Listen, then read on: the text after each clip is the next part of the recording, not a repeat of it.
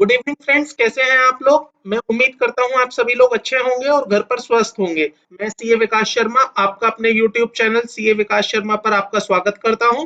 So let's learn with CA Vikas Sharma. आशा करता हूं आपको मेरी वीडियोस पसंद आ रही होंगी। अगर आप मेरे इस चैनल पर नए हैं और आपने अभी तक मेरे चैनल को सब्सक्राइब नहीं किया है तो तुरंत आप इसे सब्सक्राइब कर लें, क्योंकि मैं इसी तरह की वीडियोस आपके लिए लेके आता रहता हूं। अगर आप मेरे चैनल को सब्सक्राइब कर चुके हैं तो तुरंत इस बेल आइकन को प्रेस कर दीजिए, ताकि आपको मेरे द्वारा पोस्ट की गई लेटेस्ट वीडियोस की नोटिफिकेशन मिलती रहे। एंड प्लीज मेरे इस चैनल को आप ज्यादा से ज्यादा शेयर कीजिए, ताकि और लोगों को भी इन वीडियोस का फायदा मिलता रहे। चलिए आज की बात स्टार्ट करते हैं। जैसा कि आप जानते हैं, इस चैनल का मोटिव एंड विजन है एक नई जर्नी, जो कि beginners and non professional and professionals के लिए, जहां पर हम बातें कर रहे हैं इनकम टैक्स से एंड रिलेटेड टॉपिक्स की। तो जैसा कि हमने पिछली वीडियो में बात करी थी रेजिडेंशियल स्टेटस की, आज हम उसी के रिमेनिंग पार्ट को कंटिन्यू करेंगे, जिसमें हम बात करेंगे कि किस रेजिडेंट के लिए किस तरह की इनकम टैक्सेबल होती है। मैंने आपको लास्ट सेशन में बताया था, जिसमें बात हमने की थी कि रेजिडेंट के लिए एक वाइडर स्कोप रहेगा टैक्सेबल इनकम का, जबकि नॉन रेजिडेंट के लिए एक नैरो स्कोप रहेगा। और रेजिडेंट में भी दो कैटेगरी थी हमारे सामने, एक रेजिडेंट ऑर्डिनरली रेजिडेंट, एक रेजिडेंट नॉट ऑर्डिनरली रेजिडेंट। सो यहाँ पर आज हम बात करने वाले हैं इंसिडेंस ऑफ टैक्सेस की, कि किस तरह के रेजिडेंशियल स्टेटस पर किस तरह का टैक्स, कौन सी इनकम पर टैक्स लगना है और कौन सी इनकम उनके लिए टैक्सेबल या उनके टैक्सेशन के दायरे से बाहर हो जाती है। जो हम आज की वीडियो में टॉपिक कवर करेंगे वो हमारा रहेगा scope of total income with residential status, income received और deemed to be received in India, income deemed to be received in India, income accruing arising abroad and received in abroad. So majorly हम इनकी बात करेंगे। तो dear, सबसे पहले मैंने आपको बताया था कि रेजिडेंट स्टेटस तीन कैटेगरी में डिवाइडेड है। First is the resident ordinarily resident, second one is the resident not ordinarily resident, and third हमारा था नॉन रेजिडेंट। तो मैंने यहाँ पर आपको एक कंपैरेटिव चार्ट बना के दिया है, जिसमें मैं बात कर रहा हूँ कि कौन से इनकम किसके लिए टैक्सेबल है और कौन सी इनकम किसके लिए टैक्सेबल नहीं है।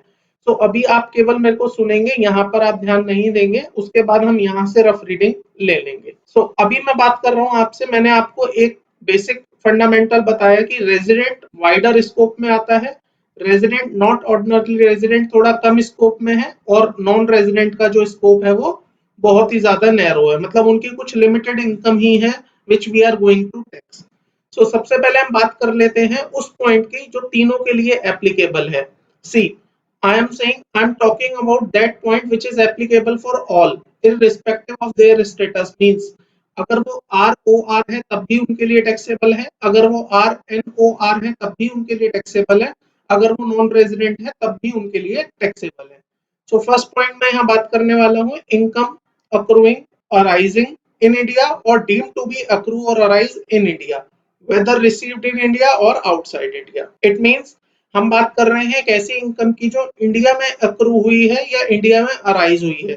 अक्रू और अराइज का मीनिंग आप अच्छे से समझते होंगे। सो मैं ऐसी इनकम की बात कर रहा हूँ विच इज अक्रूइंग, जो इंडिया में अक्रू हो रही है या अराइजिंग हो रही है इंडिया के अंदर। और यहाँ पर कीवर्ड है और, डीम्ड टू बी अक्रू और अराइज। डीम्ड का मतलब आप सभी जानते हैं, मानो या ना मानो हम उसे मान लेंगे। इट मींस भले ही इंटरप्रिटेशन कुछ भी आती हो, वी विल एज्यूम दैट कि वो आपकी इनकम इंडिया में ही अक्रू और अराइज हुई है। सो यहाँ पर हम कवर कर रहे हैं उन इनकम को विच इज अक्रूइंग और अराइजिंग इन इंडिया और डीम्ड टू बी अक्रू और arise in India, whether received in India और आउटसाइड इंडिया। भले ही उसकी रिसीविंग कहीं भी हुई हो, लेकिन अगर वो इंडिया में अक्रू हो गई है, then it will become a taxable for the resident ordinarily resident under income tax act in India only. Am I clear to everyone? हम यहाँ पर बात कर रहे हैं रेजिडेंट के लिए वो इनकम जो उसने अक्रू और अराइज करी है इंडिया में, या फिर उसने डीम्ड टू बी अक्रू और अराइज करी है इन इंडिया, भले ही उसने रिसीविंग उसकी कहीं भी की हो, तो वो इंडिया में टैक्सेबल होने वाली है। जो हमने पिछली वीडियो में एग्जांपल लिया था मिस्टर विराट कोहली का, तो यहाँ पर आप रिप्लेस कर दीजिए आरओआर में मिस्टर विराट कोहली को, और इस एग्जांपल में फिट करने की कोशिश कीजिए। Let's say mister Virat Kohli ने इंडिया में कोई क्रिकेट मैच खेला, तो उन्होंने जो अपनी सर्विसेज प्रोवाइड करी वो इंडिया में प्रोवाइड करी, तो उस मैच की जो फीस उन्हें मिलनी है वो इंडिया में अक्रू हुई है, इंडिया में अराइज हुई है। देन इन दैट केस वो match fees is going to be taxable under India only. Am I clear to everyone? अब दूसरे केस में बात कर लेते हैं, RNOR, resident not ordinarily resident, income accruing arising in India or deemed to accrue arise in India whether received in India or outside India. There is no difference in the ROR and RNOR. पहला point आप देखेंगे तो as it is printed है, इसमें कोई difference नहीं है। It means हम ये कह रहे हैं कि अगर आपकी कोई इनकम इंडिया में अक्रू और अराइज हुई है या deemed to be accrue arise हुई है, भले वो आपको मिली इंडिया में है या इंडिया के बाहर जाके मिली है, then it will be a taxable for the resident ordinarily resident and resident not ordinarily resident। देखते हैं एनआर के केस में क्या निकलता है। Income accrue arise in India और deemed to be accrue arise in India whether received in India और outside India. Again यहाँ तीनों ही केसेस में फर्स्ट पॉइंट सेम है। इट मींस ऐसी इनकम जो आपने इंडिया में कमाई है या इंडिया में अक्रू अराइज की है, भले उसको आपने बाहर जाके रिसीव किया, वो आपका इंडिया में ही टैक्सेबल होने वाला है। मैं एक बार अपने एग्जांपल में फिर से रिपीट कर देता हूँ। Virat Kohli is a resident ordinarily resident. अगर वो मैच खेलते हैं इंडिया में तो इनकम इंडिया में अर्न हुई है, इंडिया में इनकम अर्न हुई है, it means that income is going to be taxable under India. RNOR के केस में इंडिया की इनकम है, इंडिया में ही टैक्स लगेगा। नॉन रेजिडेंट मतलब मान लीजिए कोई ऑस्ट्रेलियन क्रिकेटर अगर इंडिया में आके मैच खेलता है, इंडिया बीसीसीआई या इंटरनेशनल क्रिकेट बोर्ड को वो अपनी सर्विसेज प्रोवाइड करता है, बट वो इनकम क्योंकि इंडिया में अर्न की गई है, इंडिया में अक्रू की गई है, then in that case that particular income is going to be taxed under India only. So मैं आपको ये कह सकता हूं कि पहले पॉइंट में देयर इज नो डिफरेंस। तीनों ही केसेस में अगर आपने इनकम इंडिया में बैठ के कमाई है तो ऑब्वियसली इंडिया ही उस पर टैक्स लेने वाली है। आप जनरल सोचिए, कोई भी गवर्नमेंट होगी, अगर आप उसके देश में जाके इनकम कमाओगे तो वही वाला देश तो आपसे टैक्स मांगने की बात करेगा, कोई दूसरा देश क्यों आपसे टैक्स मांगेगा उस पर? ऑल्दो मांग सकता है, वो एक अलग बात है, बट प्राइमरली अगर मैं बात करूं तो वही देश टैक्स मांगेगा जहां पर बैठ के आपने इनकम को कमाया है। My clear? Right. Second point की बात कर लेते हैं, इनकम रिसीव्ड इन इंडिया और due to be received in India. मतलब अब आपने इंडिया में कमाई नहीं है, इनकम कमाने की बात तो हमने ऊपर कर दी थी, इनकम अक्रू हुई थी। अब हम बात कर रहे हैं इनकम रिसीव्ड इन इंडिया और deemed to be received in India. ROR के केस में टैक्सेबल है। मतलब अभी आपने देखिए पहले पॉइंट में आप इनकम को अक्रू कर रहे थे, अक्रू का मतलब आपने अपनी सर्विसेज दे दी, अप्रूवल क्रिएट कर दिया, payment is not yet received. अब दूसरे केस में हम बात कर रहे हैं, आपने अक्रू किया या नहीं किया, आपने स्ट्रेट फॉरवर्ड उसका रिसीप्ट ले लिया। तो इनकम रिसीव्ड इन इंडिया और deemed to be received in India is taxable in the hands of ROR।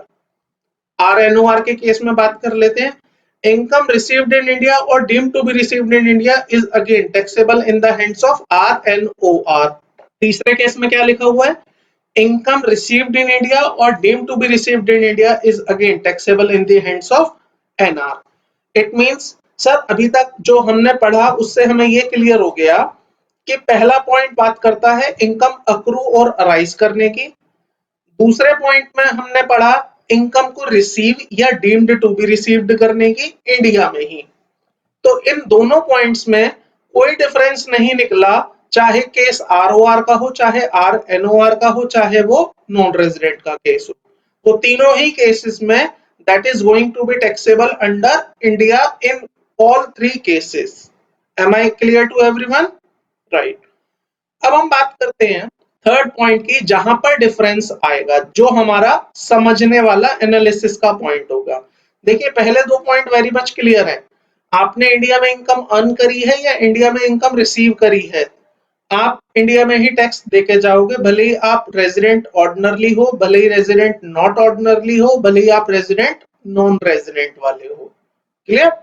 अब तीसरे पॉइंट को एम्फेसिस करना है हमें। यहां लिखा हुआ है रेजिडेंट के केस में income accruing or arising in abroad and received in abroad। आपने एक इनकम अक्रू करी या अराइज करी इन अब्रॉड, विदेश में, और रिसीव भी आपने विदेश में ही कर ली। Let's say mister Virat Kohli Australian cricket board के इनविटेशन पर ऑस्ट्रेलिया में एक मैच खेलने गए हैं। ऑस्ट्रेलियन क्रिकेट बोर्ड ने उन्हें ऑस्ट्रेलिया में ही बैठ के एक इनकम पे करी। तो मिस्टर विराट कोहली ने इनकम कहाँ अक्रू करी? ऑस्ट्रेलिया में। और कहाँ रिसीव करी? ऑस्ट्रेलिया में। अब जब वो इस इनकम को इंडिया लेके आएंगे तो इंडिया उनसे क्या कहेगी? टैक्स दे दो। विराट कोहली क्या कहेंगे कि ये पैसा तो मैं बाहर जाके कमा के लाया हूं, व्हाई शुड आई पे टैक्स टू यू? तो इंडिया क्या दिखाएगा? लॉ दिखाएगा। इंडिया ये कहेगा देखो विराट कोहली तुम रेजिडेंट ऑर्डिनरली रेजिडेंट हो, तो तीसरे पॉइंट के अकॉर्डिंग जो इनकम आप अक्रू कर रहे हैं या अराइज कर रहे हैं इन एब्रोड और रिसीव भी आप कर रहे हैं इन एब्रोड, उस पर हमें पूरी पावर है टैक्स लेने की, उसको हमें टैक्स करने की पूरी पावर है। तो क्योंकि आप रेजिडेंट हो तो आपकी हर इनकम पर टैक्स लग जाएगा। Please note my word. आप इस पॉइंट के हिसाब से देखें तो पॉइंट नंबर 1, 2 एंड 3, अगर आप रेजिडेंट हो तो आपकी कोई भी इनकम नहीं बची, चाहे वो आपने इंडिया में बैठ के कमाई है, चाहे वो आपने इंडिया के बाहर कमाई है, चाहे वो आपने इंडिया में रिसीव करी है, चाहे वो आपने इंडिया से बाहर रिसीव करी है। क्योंकि आप रेजिडेंट हो then your scope is a wider. आपकी हर इनकम पर हम आपसे टैक्स लेने की बातें कर रहे हैं। Am I clear to everyone? Right. अब बात करते हैं RNOR, resident not ordinary resident. पहले दो पॉइंट सेम थे एज कंपेयर टू ROR। अब तीसरे पॉइंट की बात कर लेते हैं। तीसरे पॉइंट में लिखा है income accruing arising in abroad and received in abroad. इस पर हमने स्ट्राइक कर दिया है, ये कटा हुआ है, इसका मतलब ये एप्लीकेबल नहीं है। अब आप उसके नीचे का देखिए, नीचे काम की बात है। Income from business and profession carried on outside India but controlled from India. See, हम ये कह रहे हैं आप रेजिडेंट नॉट ऑर्डिनरली रेजिडेंट हो तो हम आपकी विदेश की इनकम पर टैक्स नहीं करेंगे। क्लियर कट केस है, हम आपकी विदेश की इनकम पर टैक्स नहीं करेंगे। लेकिन वो इनकम जो आपने बिजनेस और प्रोफेशन से कमाई होगी, जो बिजनेस प्रोफेशन आउटसाइड इंडिया में है लेकिन आप उसे कंट्रोल इंडिया से करते हैं, देन इन दैट केस हम उस इनकम को इंडिया में टैक्स कर देंगे। क्लियर है? देखिए इस पॉइंट को लिखना इसलिए जरूरी था क्योंकि ये वाला केस फर्स्ट पॉइंट में नहीं आता। फर्स्ट पॉइंट में हम बात करते हैं इनकम अक्रू और अराइज इन इंडिया और deemed to be accrue arise in India. अब मैं अगर इसको बिजनेस प्रोफेशन वाले एग्जांपल में रखूं तो ये इनकम तो मैंने इंडिया में अराइज ही नहीं करी, ये इनकम तो मैंने इंडिया में अक्रू नहीं करी, बिजनेस तो मेरा अब्रॉड में है, वहां पर इनकम है, वहां पर अराइज हुई है। सो उन वाले पॉइंट्स को कवर करने के लिए, उन स्कोप्स को भी यहाँ पर कवर करने के लिए थर्ड पॉइंट में लिखा गया कि हम आपकी विदेशी इनकम पर टैक्स नहीं लगाएंगे, हम आपकी विदेशी इनकम को इंडिया में टैक्स नहीं करेंगे। लेकिन अगर आप कोई बिजनेस प्रोफेशन से इनकम कमाते हैं जो इंडिया के बाहर है, लेकिन वो बिजनेस प्रोफेशन आप कंट्रोल इंडिया से करते हैं, तो हम आपका RNOR के केस में उस पर इंडिया में टैक्स लगाएंगे। क्लियर है? So income from business and profession carried on outside India which was initially set up in India is again taxable in case of a RNOR। यहां तक बातें क्लियर है? अब आप NR के केस में देखिए, नॉन रेजिडेंट के केस में देखिए, ये जितने भी पॉइंट मैंने RNOR के केस में लिखे थे वो स्ट्राइक आउट हो गए हैं, इट मींस वो कट गए हैं। तो हम यहाँ क्या कहना चाह रहे हैं? नॉन रेजिडेंट, ध्यान से सुनो, अगर आप कोई बिजनेस अब्रॉड में करते हो, अगर आप कोई बिजनेस अब्रॉड में करते हो, अब्रॉड में पैसे मिलते हैं, अब्रॉड में ही इनकम अक्रू होती है, अराइज होती है, इनकम रिसीव होती है, देन इंडिया को उस बात से कोई मतलब नहीं होगा। India is not going to tax on that particular income. लेकिन हाँ, अगर आपने इंडिया में आकर इंडिया में कोई इनकम अक्रू करी, अराइज करी, रिसीव करी, तो हम टैक्स ले लेंगे as per the point number 1 and 2। So मैं यहां पर फिर से कंक्लूड कर सकता हूं, रेजिडेंट ऑर्डिनरली रेजिडेंट के केसेस में आपका टैक्सेशन का दायरा बहुत बढ़ गया है, बड़ा है, जबकि RNOR के केस में थोड़ा लिमिटेड है, थोड़ा लिमिटेड इसलिए है क्योंकि जो थर्ड पॉइंट है उसको हमने स्पेसिफिक कर दिया। थर्ड पॉइंट में हमने सारी विदेशी इनकम पर टैक्स नहीं मांगा है, हम केवल उस विदेशी इनकम पर टैक्स मांग रहे हैं which is controlled from India.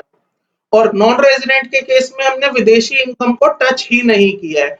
अब भाई लॉजिकली सोचिए, ऑस्ट्रेलियन क्रिकेटर अगर ऑस्ट्रेलिया में मैच खेले, ऑस्ट्रेलिया में ही मैच फीस रिसीव करे, अक्रू करे, और इंडिया वापस उस पर जाके कहे कि लाओ जी तुम हमें टैक्स दे दो क्योंकि तुमने ऑस्ट्रेलिया में कमाया है, दैट इज नॉट जस्टिफाइबल ना।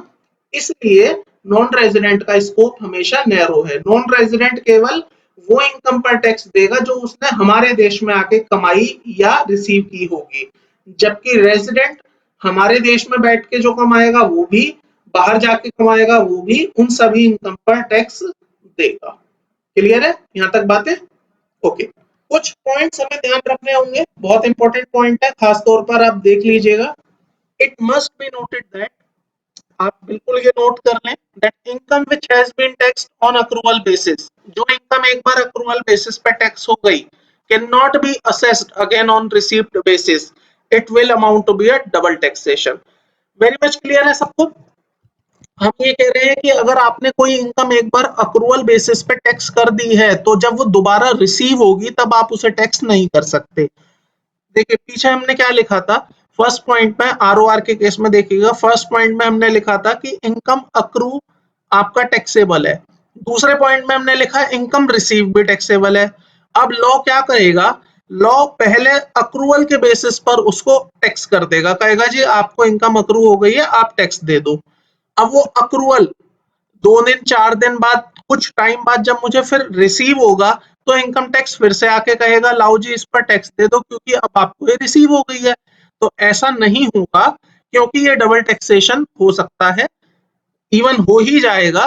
तो हमने यहाँ पर क्लियर कर दिया कि अगर एक इनकम आपकी अक्रूवल बेसिस पे टैक्स हो गई है तो हम उसे दोबारा असेस नहीं करेंगे ऑन रिसीव्ड बेसिस, क्योंकि ऐसा करने से डबल टैक्सेशन हो जाएगा। क्लियर? दूसरा पॉइंट देखिए, income of item of income accruing और arising outside India shall not be deemed to be received in India, हम उसे इंडिया में रिसीव नहीं मानेंगे merely because it is taken into account in a balance sheet prepared in India.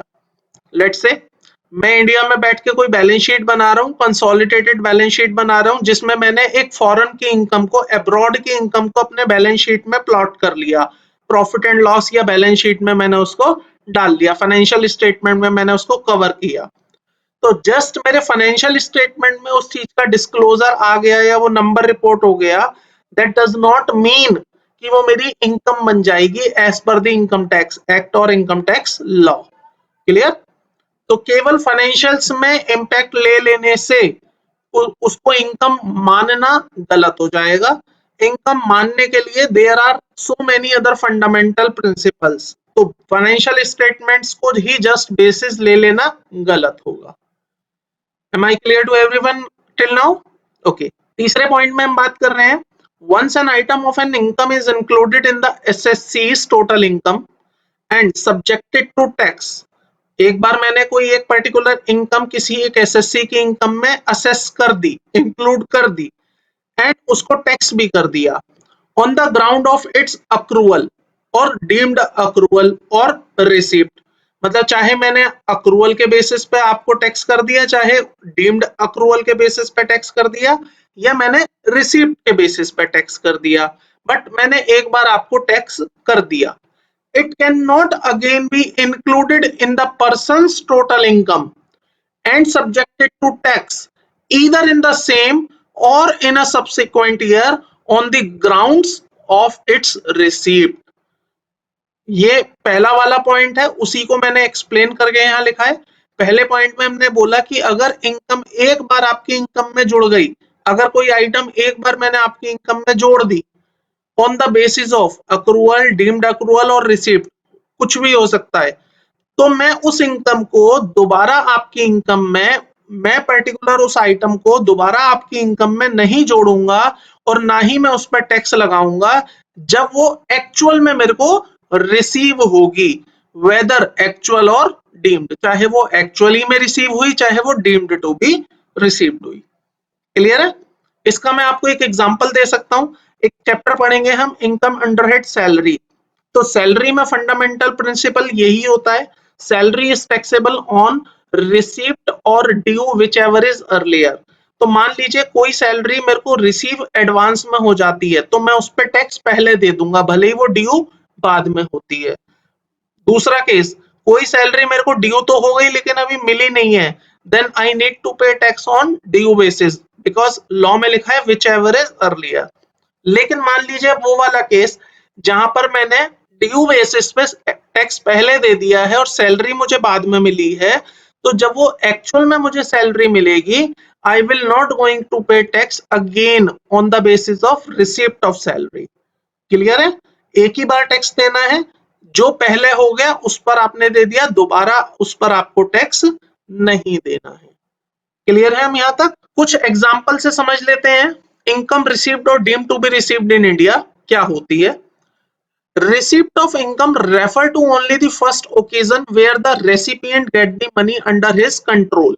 जब हम बात करते हैं इनकम रिसीव की या डीम टू बी रिसीव की, तो हमें इस बात का ध्यान रखना होता है कि हम फर्स्ट ओकेजन को ही हमेशा देखेंगे कि फर्स्ट ओकेजन क्या हुआ जिसके पास उसका कंट्रोल गया। उसके बाद फर्दर उस अमाउंट का क्या किया जा रहा है ये हमारे लिए मैटर नहीं करेगा। सेकेंड लाइन देखते हैं, once the amount received as an income, मतलब जो हमने पहली लाइन में पढ़ा कि एक बार आपको अमाउंट रिसीव हो गया as a income, then remittance और transmission of that amount from one place to another place does not result in received. Clear है? मान लीजिए मेरे मैं अब्रॉड में गया, अब्रॉड में मुझे कोई सर्विसेज मैंने रेंडर करी, उन सर्विसेज के रिगार्डिंग मेरे को एक पैसा रिसीव हुआ, अब्रॉड में ही रिसीव हुआ। अब अब्रॉड में ही रिसीव हुआ, अब्रॉड में ही मैंने सर्विस दी थी और मैं नॉन रेजिडेंट वाला कैटेगरी का पर्सन हूं, तो उस केस में India is not going to tax for that particular amount जो कि मैंने सर्विसेज अब्रॉड में दी, अब्रॉड में ही पैसा मिला। अब उस पैसे को मैं इंडिया में लेके आ गया, उस पैसे को मैं इंडिया में लेके आ गया, तो इंडिया में on the basis of receipt वो टैक्स नहीं होने वाली, क्योंकि फर्स्ट मेरा कंट्रोल अब्रॉड में ही आ गया था, अब्रॉड में ही मैंने उस पैसे पर टैक्स पे कर दिया था, मतलब वहां के लॉ के हिसाब से अगर मैंने पे किया होगा, बट इंडिया में मैंने उसमें टैक्स नहीं दिया।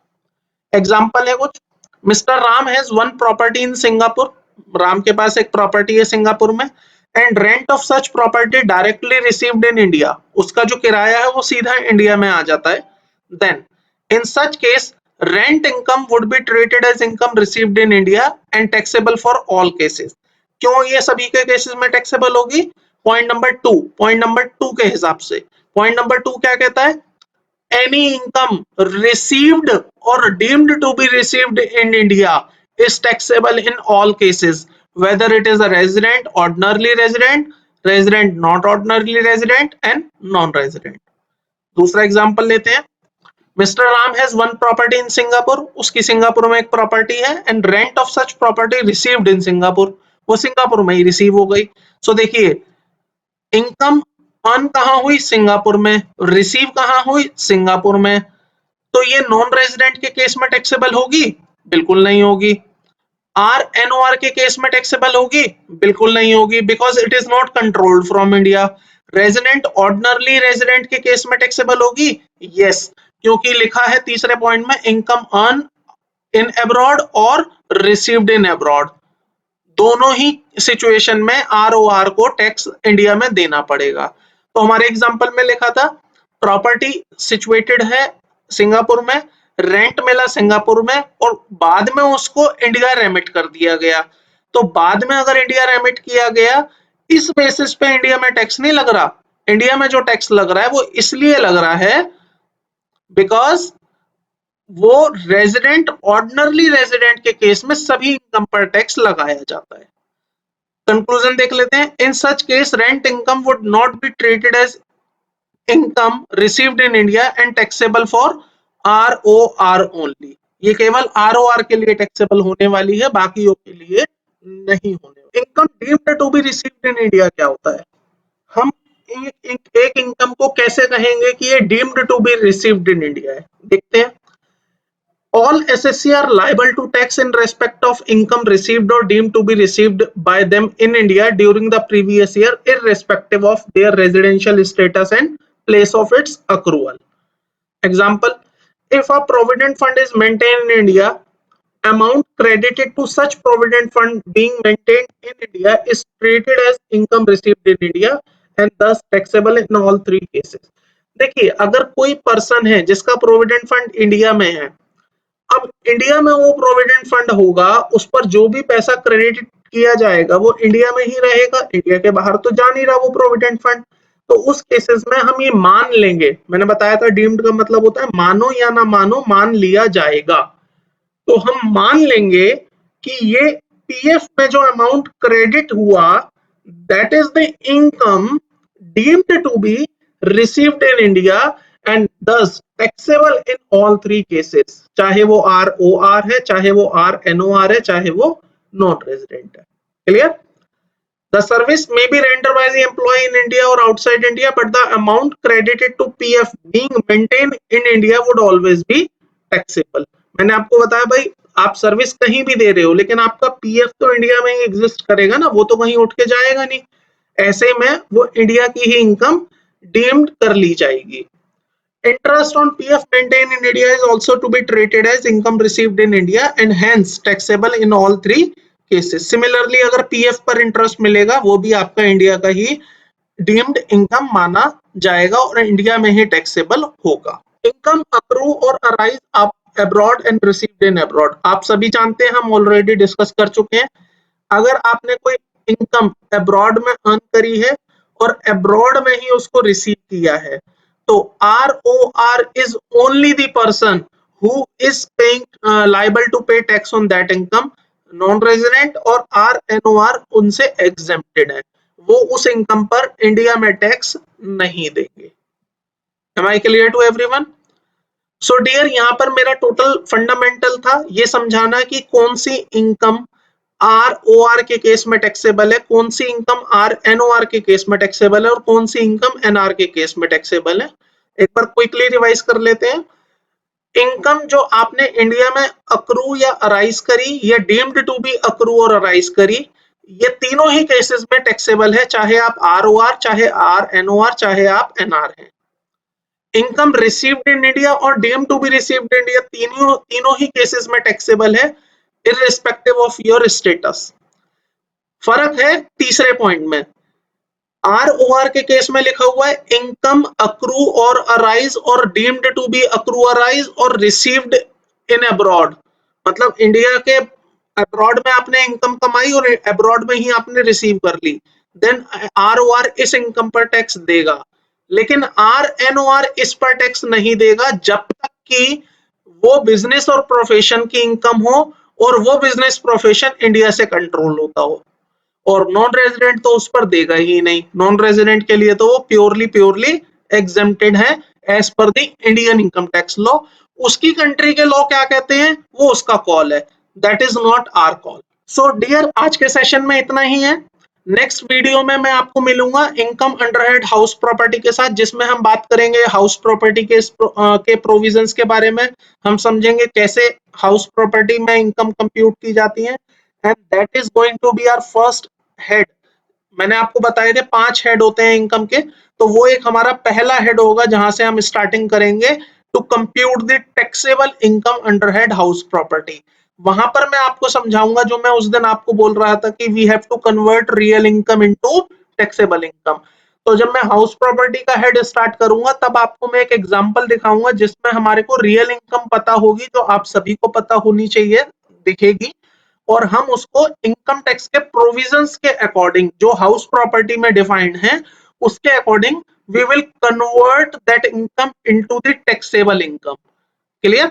तो नेक्स्ट वीडियो हमारा dedicatedly income under head house property पर रहेगा, आप जरूर उस वीडियो को देखिएगा जिसमें हम बात करेंगे इनकम अंडरहेड हाउस प्रॉपर्टी के प्रोविजंस के बारे में। अगर इस वीडियो से रिलेटेड या मेरी किसी भी पिछली वीडियो से रिलेटेड आपको किसी भी तरह के कोई डाउट हो, क्वेरी हो, तो आप मुझे दिए गए phone number, WhatsApp number, Telegram contact, email ID and comment section में मुझे अपनी क्वेरी पोस्ट कर सकते हैं। मैं आपकी क्वेरी को जल्द ही आंसर करने की पूरी कोशिश करूंगा। आपकी कोई भी क्वेरी अनआंसर्ड नहीं जाएगी। तब तक के लिए thank you, bye bye, have a good day.